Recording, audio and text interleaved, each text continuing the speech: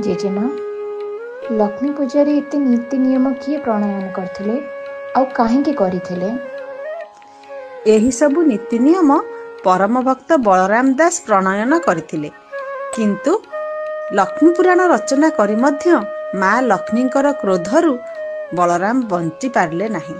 माँ तांको भक्त को काहेकि अभिशाप देले जेजेमा? थरे बलराम दास लक्ष्मी नारायण रात्रि भ्रमण देखिबाकू इच्छा करथिले। तांकर इच्छा पूरण करिबा पई से प्रभु जगन्नाथंकु गरुड़ स्तंभरे ठिया होई प्रार्थना कले। भगवान भक्तंक भक्ति और प्रेम द्वारा बंधा होइछन्ति। से भक्तंकु तांकर इच्छा पूरण करिबा पई कथा देदेले। किंतु जेतेबेले ब्रह्मांडर माता लक्ष्मी एही खबर पाइले से क्रोधरे पूर्ण होइगले।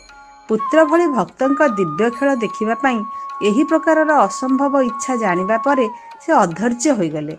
किंतु जेतेबेले प्रभु जगन्नाथ अनुमति देले ताहा अन्यथा होई पारला नहीं।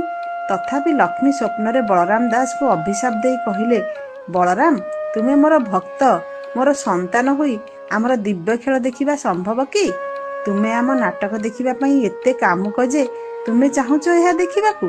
तुमे दिव्य राज्यर अपमान करिछ। जदि इच्छा थांता मु तुमको पाउंस कर देई थांती। किंतु प्रभु जगन्नाथ तुम